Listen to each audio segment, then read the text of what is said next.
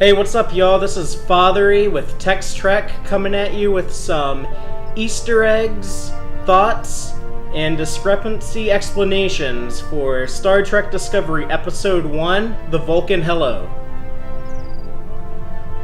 So, just to let y'all know what I'm doing with these videos, I'm planning on doing one of these for each episode of Star Trek Discovery if everything works out, if people seem to respond to these and like these.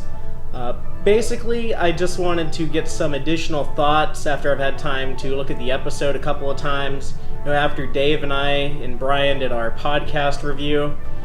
And I am also noticing a lot of Easter eggs in there with multiple watches of the episode, and I'm also seeing some discrepancies that people are complaining about, but I'm having an easy time coming up with some explanations for some of these, so I thought I would share that with the other canonistas out there. Maybe put a stop to some of those nerd rage continuity meltdowns that some Trekkies might be having. So the episode opens on T'Kuvma's ship and his Klingon cult, basically. They're following him. He's this religious zealot. It was a bold way to start the show with the Klingons and not with more familiar Federation-type characters. And we get to hear Discovery use the Klingon language here, which pretty obviously they used extensively in these two episodes, and we hear that's the plan for the remainder of the first season. I'm glad that Mike Okren's Klingon language is still getting use. This goes all the way back to really Star Trek the Motion Picture, where we got a little bit of Klingon dialogue, and then it was expanded into a full language with Star Trek 3, The Search for Spock. I know a lot of people are upset about the look of the new Klingons, but there's also a lot of people that are excited about it. This is one of the things that kind of took me a while to get used to, but believe it or not, I think I'm over it now, and like I said, there's a lot of ways to explain this if you're worried about it just fitting into the continuity. We know that there was an augment virus that had an outbreak in the Klingon Empire back on Enterprise, and that turned a lot of the Klingons into more human-looking type characters. To explain why Klingons looked like that in the original series, it was kind of cool. I always liked that idea. Maybe there were some Klingons who got really freaked out by that, and they came out with some type of way to reverse that, and they ended up looking like these Discovery Klingons. Or maybe these were guys that were just always around, and we just never saw them in Enterprise.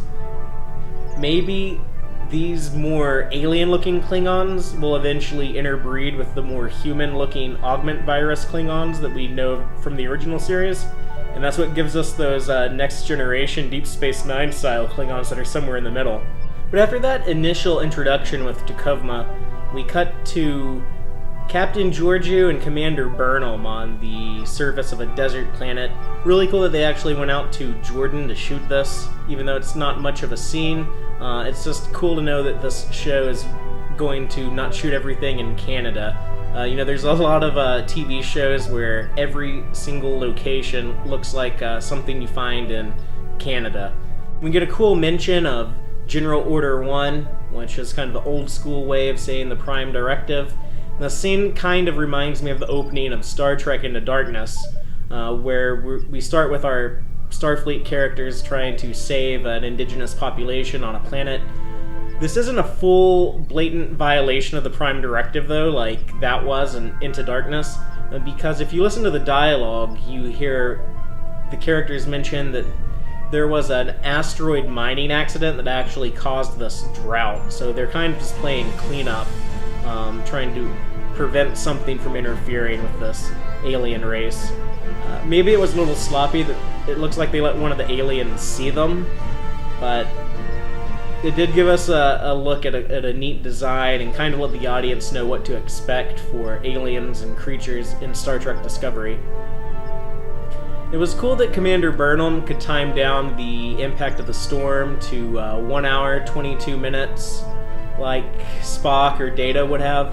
That scene had some kind of clunky dialogue that felt like they were just trying to explain to the audience real quickly, what the relationship between these characters was like. But on the other hand, it felt very Star Trek-ish. You know, if you listen to that and weren't able to see the screen, but you just heard that and you're familiar with Star Trek, you would immediately know, okay, these types of exchanges, this is clearly a Star Trek show that's on TV. And we get that cool look at that TOS-style communicator. I love the way that the props look on this show. That communicator looks like it's straight out of the original series, but with just a few minor tweaks. Kind of has that flip plate from the Wrath of Khan communicator, but it's a really cool design. We also have Captain Georgiou explain that Commander Burnham has served under her for 7 years. This was just kind of a shorthand with the Star Trek fans in the audience to let us know that there's basically been an entire Shinjo show that we haven't seen. 7 years is a common number in Star Trek. That was how long Next Generation, Deep Space Nine, and Voyager all ran.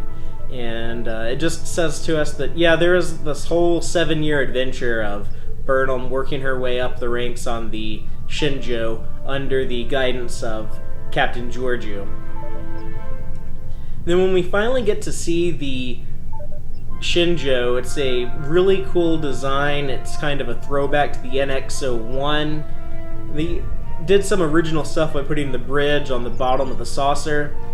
And the Shinjo is actually named after Chinese spacecraft that are used today in real life.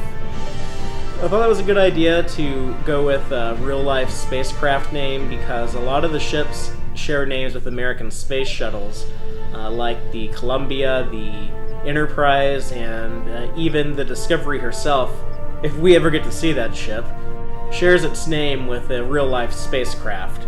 As far as the opening credits sequence on Discovery goes, I like the theme song that they have. It's a big improvement over Enterprise.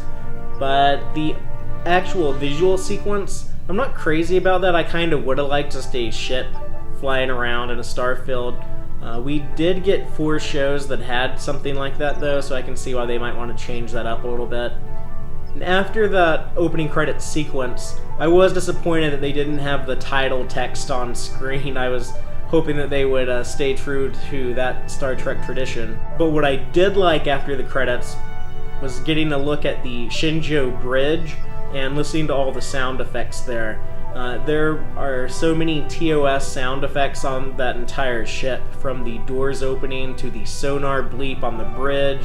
I heard some people say that there were some NX-01 Enterprise sounds and even a few Next Generation sound effects. I haven't picked up on those. That's kind of cool, but it's a combination of all these different Star Trek bridge sound effects.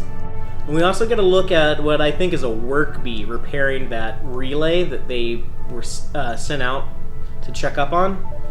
And we have a mention of work bees on the second episode of the show, so we know that there were some on the Shinju. And that's kind of cool because work bees are something we don't really see a lot of in Star Trek, but they're kind of mentioned in all the technical manuals and even some of the novels. Of course, there's that famous one in the Star Trek Deep Space Nine opening credits, and also one in Star Trek The Motion Picture. And in Commander Burnham's log entry, we learned that the star date is 1207.3. The star dates in Star Trek have always been a little weird. The original series had a different system than the later shows. Enterprise didn't even have star dates, and the Kelvin movies had its own system yet again. The numbering that they're using on Discovery with the 1200s, that kind of sounds like too high of a number to be only 10 years before the original series, where I think Where No Man Before has a star date that's like 1500. But like I said, the star dates have always been a little inconsistent, and it's just a way of saying, yeah, at some point in the future, when calendars work very differently. She also conveniently gave the Earth date, so we know that the year is 2256. There's plenty of Easter eggs to be found in Captain Georgiou's ready room, from the Picard wine to the books on the shelf named after original series episodes, and I was even able to spot a 3D chess set in the background. When Commander Burnham has to go on her spacewalk to investigate the object of unknown origin, I love that they made the thruster pack on the suit kind of a separate module, very much in line with the motion picture thruster suit that Spock used to investigate V'ger. And they did really update the design. It does feel like a more modern concept than the suits that Spock and Kirk were using in the motion picture, and certainly the environmental suits from the original series. But it was a very good-looking design, and it definitely seems like something that is likely to exist in our future based on where we know technology is going. So I'm okay with it, and the thing with the environmental suits on the original series, we actually see two different versions of those. There's the orange one from the Naked Time, and then there's the metallic-looking one from the Tholian Web. One was used on the surface of a planet, and the other one was on a ship that had lost power to its environmental systems. It was very likely that the 1701 Enterprise had a suit similar to either Commander Burnham's suit or the ones that Spock and Kirk would use in the motion picture. They simply just didn't need those for those specific missions. When Commander Burnham encounters the Klingon torchbearer on the Klingon object, we get a look at the Klingon insignia as well as a redesigned Batleth. And that insignia has been in every single Star Trek show. And I think it was originally designed by Matt Jeffries. If anyone knows for sure, if I'm wrong, please let me know. But it's good to have that visual continuity. After the torchbearer dies, we see that he's mummified and stuck on the outside of T'Kuvma's sarcophagus ship. Star Trek IV: The Voyage Home had a sequence where Spock is taking a Vulcan pop quiz where he's having to answer all these random questions quickly. And one of those questions has to do with Klingon mummification glyphs. So that was kind of a cool tie back to something that was set up back in 1986, that there are Klingon rituals for mummification. We do know in Star Trek The Next Generation, the Season 1 episode Heart of Glory, that those Klingons don't really take care of the dead corpses after one of their soldiers has died. They consider it just an empty shell. However, the Deep Space Nine episode, The Ship, we have Worf have a conversation with O'Brien about how sometimes when a Klingon brother falls on the battlefield, you will stay next to his body to keep the predators at bay. So it's already set up that there's kind of variation with Klingon death rituals, and we still have the Klingon death howl, which is really cool. When all the Klingons give out a big roar to let Sto-vo-kor know a warrior is coming and to prepare. T'Kuvma also mentions the Black Fleet. This is a really cool little Easter egg that ties into some of the Klingon afterlife mythology set up in the 1984 novel, The Final Reflection.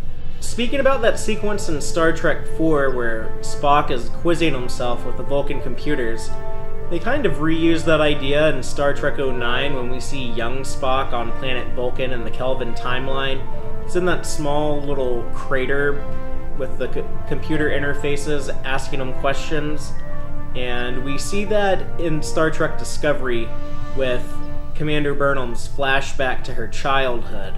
When we see her getting schooled in this Vulcan facility, Sarek does make mention of her human heart getting in the way, and she's talking about if she had learned Vulcan, maybe she'd be able to respond quicker. But he says it's not your human tongue, it's your human heart. One of the trailers had a different line where he tells her, you will never be able to speak Vulcan because your tongue is too human. And that ties into an original series episode, This Side of Paradise, where we learn that the Vulcan language can be hard for humans to speak and has unpronounceable words. Spock actually has a more complicated name that is unpronounceable for humans. But with the flashbacks in these episodes, we do get an idea of Commander Burnham's origin, about her parents being killed by a Klingon terror attack. And it's not unlike the story Worf has, where his parents were killed by Romulans and he was raised by humans. Commander Burnham's parents were killed by Klingons and she was raised by Vulcans. But Captain Georgiou does mention that these Klingon terror attacks are infrequent, that few people have encountered Klingons within the last 100 years. There's just a little skirmish every now and then, it sounds like. 100 years is an interesting number. We know that about 102 years before this episode takes place, Captain Archer and the crew of the NX-01 Enterprise had a major run-in with the Klingons when the augment virus was introduced to them. So that could have been the event that triggered off this period of the Klingon Empire going into isolation. It sounds like there's been a lot of infighting also, with the Klingon houses kind of in a state of disarray. That was an objective of the Suliban in the first episode of Star Trek Enterprise Broken Bow. So that could be part of the reason why these Klingon houses aren't getting along right now, is because of some of that Suliban meddling. Not only does the bridge of the Shinjo have a lot of classic Trek sound effects, but when we see it go to red alert, we also get a classic red alert emblem that we saw in the original series movies. Interestingly, Commander Burnham mentions both phase cannons and phasers in this episode. Every Star Trek TV show had ships with phasers on them, except for Star Trek Enterprise. The NX-01 Enterprise in that show, which was meant to take place much earlier, had phase cannons. We've always assumed that that was a different, more primitive type of technology that would later get replaced with phasers. This episode does mention both, though. We know that the Shinjo has both. I guess it's possible that phaser and phase cannon are interchangeable terms, or perhaps it just had both equipped. Interestingly enough, the USS Kelvin, which we saw in Star Trek 09, but we can assume also existed in the Prime timeline, that ship was equipped with phasers. But maybe they had phasers and phase cannons too, and it was kind of a transitional period over a few decades when they were getting rid of all the phase cannons, or for a while using phase cannons and phasers together. We see the Klingon ship decloak, and everyone on board the Shinjo seems really surprised by this. So this is probably the first time anyone in the Federation has ever encountered Klingons with cloaking technology. Now, we've always assumed that Klingons got their cloaking devices from the Romulans at some point during or after Season 3 of the original series. That's when we see Romulans using D7 Klingon ships. And after that, in Star Trek 3, The Search for Spock, the Klingons are able to cloak like Romulans. It's pretty much been accepted by the fan community that there was this temporary alliance where they were exchanging technologies and ships. But with the way they're handling it on Star Trek Discovery, it's still very likely that T'Kuvma's the only Klingon who had this technology this early. Certainly everyone seems to be surprised by it. And for all we know, he did get it from a Romulan. Maybe he took it from a Romulan. Speaking of Klingons, we're also introduced to the character Vok in this episode, who is an albino Klingon. His skin is albino white. He becomes the new torchbearer for T'Kuvma. And a lot of people are pointing out that there was a possible Klingon albino in the Deep Space Nine episode Blood Oath. The albino in that episode was never confirmed to be a Klingon. The script for that episode states that he's an alien, and it doesn't specify the species. But I know there's been some books and comics that have expanded on that story, and they made him out to be a Klingon. And that could be a relative. Some people have even suggested that they're the same character, but they have completely different behaviors, attitude, and appearances, so I don't think that's likely. Star Trek Discovery seems to be very hologram heavy when it comes to long-range communication. We see Commander Burnham speak to Ambassador Sarek with holographic technology, and we also see Captain Georgiou talk to her superior, Admiral Anderson, with a holographic interface. Now, this does seem to be like a big continuity issue, because Deep Space Nine has a similar technology. They make it pretty clear that it's very new and state-of-the-art then. And the show didn't really run with that. They drop it after a couple of episodes. But if you're a little bit imaginative, it's not that hard to fit this into the Star Trek timeline. It could easily be that this was just the standard technology that not only the Federation, but as we see the Klingons and probably many races are using in this time period. But just as spying equipment, maybe from the Romulans, because they're sneaky little bastards like that, as that type of espionage got more advanced, the subspace encryptions had to get more advanced also, and it was just no longer practical to use the holograms for long-distance communication. They had to go back to those Skype calls on the screen. Captain Georgiou mentions that they're close to an Andorian colony on Gamma Hydra 6. Really cool that they're mentioning the Andorians, a classic Star Trek race, and I'm hoping that we see one soon. And Gamma Hydra we know is a star that's near the Klingon border. It's been mentioned a couple of times previously in Star Trek. That's near where the Kobayashi Maru had entered the neutral zone during the simulation and the opening of Star Trek II, The Wrath of Khan. When Commander Burnham speaks to Sarek and asks for advice on how to deal with the Klingons, he tells her a story of an encounter the Vulcans had 240 years earlier at Hatoria. Hatoria was mentioned previously in the Next Generation episode, All Good Things, and the alternate timeline created by Q. Worf was actually the Klingon governor of Hatoria. And if that incident took place 240 years before this episode, that would put it in the year 2016. So the Klingons and Vulcans were already making first contact last year.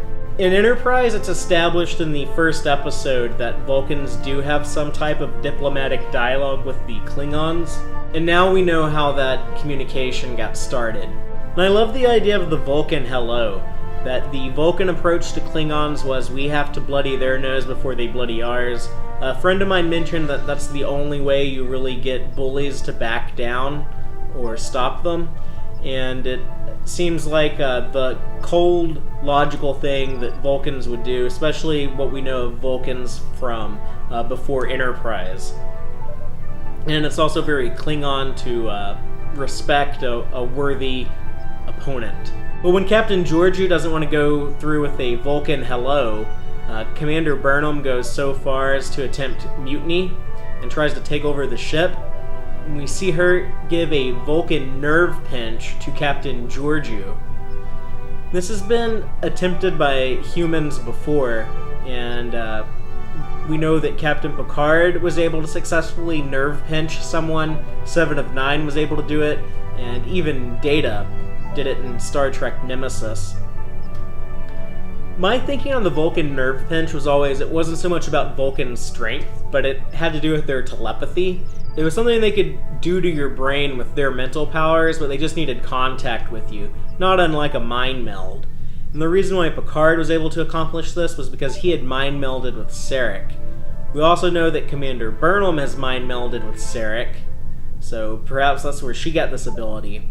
But it didn't work too well, because almost immediately after she left the ready room where she incapacitated Captain Georgiou, we see Philippa Georgiou back on the bridge, recovered from her nerve pinch, with a phaser pointed at Burnham and taking control of the ship back. And how cool was that phaser? I love the phaser design, just like I love the communicator design.